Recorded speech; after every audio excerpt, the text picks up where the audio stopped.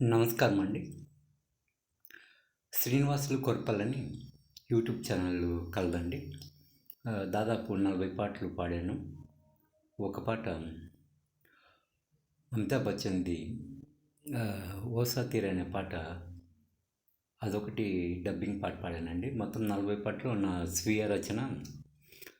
నేనే సొంతంగా పాడాను. అయితే సంగీతం లేదు, మామూలుగా ఏదో శబ్దం చేస్తూ పాడానండి. యూట్యూబ్ ఛానల్ అది శ్రీనివాసులు కొరపల్లి అంటానండి. అయితే నేను శ్రీనివాసులు కొరపల్లి జోక్స్ అని ఇంకొక శీర్షిక అనేది మొదలుపెడుతున్నానండి. ఈ శీర్షికను కూడా మీరు ఆశీర్వదిస్తారని ఆశిస్తున్నాను. ఇందులో జోక్స్ అండి. మొదటిది, రే శ్రీనివాస్, ఏమిట్రా మీ వంటింట్లో శబ్దాలు, మీ ఆవిడ కేకలు, ఏంటి విషయం?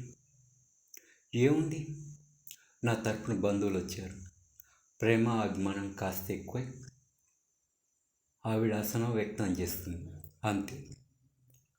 రెండవ జోక్ అండి,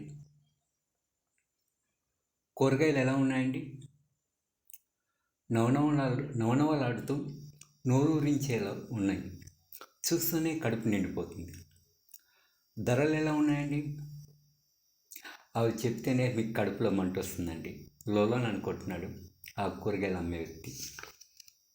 మూడో జోక్ అండి, ఏరా క్లాస్లో నిద్రపోతున్నావు? టీచర్ అడిగింది ఓ విద్యార్థిని. రాత్రి పొద్దుపోయేదాకా చదివాను మేడం, అందువల్ల నిద్ర వస్తుంది. ఆవిడికి తెలీదు మిడ్ నైట్ షోకి వెళ్ళొచ్చాడని ఆ మేడంకి తెలియదు కాబట్టి. నాలుగో జోక్, ఏమిటి రావయ్యా మీ అబ్బాయిని అలా దండిస్తున్నావు?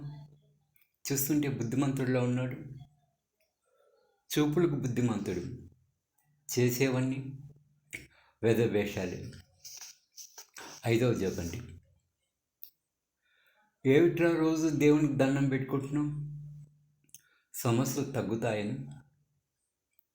నువ్వు బలాదూరుగా తిరిగితే ప్రాబ్లమ్స్ ఎలా సాల్వ్ అవుతాయి? ఆరో జోక్ అండి, ఏరా పరీక్షలు దగ్గరకు వస్తున్నాయి, కాస్త పెందలాడే లేచి చదువుకోకూడదా? రాత్రి పొద్దుపోయేదాకా చదివాను నాన్న, అందువల్ల ఉదయాన కాస్త ఆలస్యంగా నిద్రలేస్తున్నాను. అలాగా మొబైల్లో గేమ్స్ ఆడుతూ చాటింగ్ చేస్తున్న విషయం వాళ్ళ నాన్నకు తెలియదు కాబోలు. ఏడో జోక్ అండి,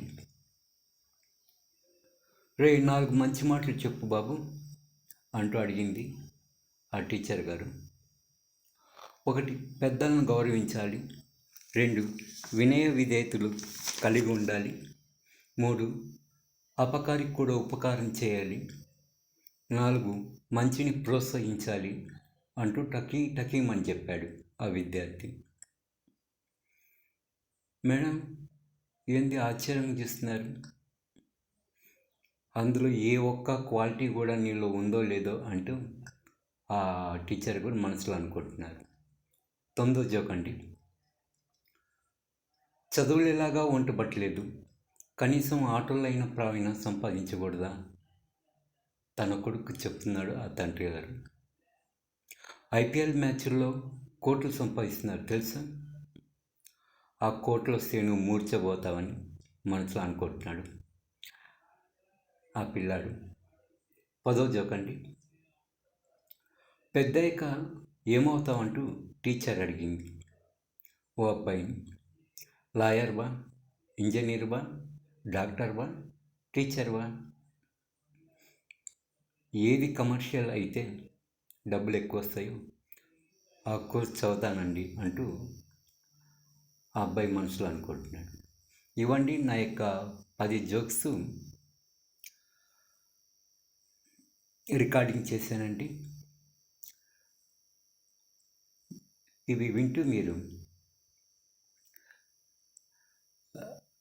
రిలాక్స్ అవుతారని అనుకుంటున్నాను.